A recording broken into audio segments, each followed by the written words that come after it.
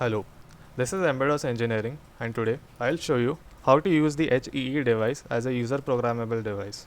Here on your screen you can see the EE device powered on via 24 volts. You can access the device via LAN, either via an Ethernet cable or through Wi-Fi.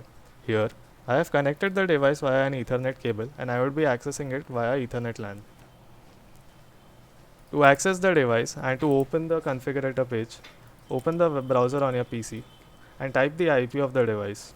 Currently, I am logged in to the device via static IP, so I'll enter the static IP of the device, which is 20.1. Afterwards, enter the port number of the configurator, which is 7000. Here, you will be welcomed with a login screen where you would have to enter your credentials. After entering the credentials, you can see the configurator page.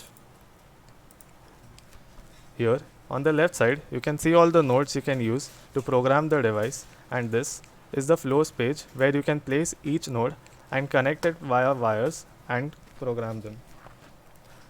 To configure individual nodes, double click on each node, and here you can see the options that you would be presented with depending on the node that you have selected.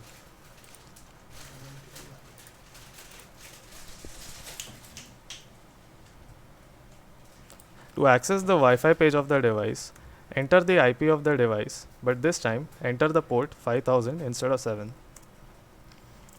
And via this utility, you can configure the Wi-Fi and the Ethernet settings of the device as well. Thank you.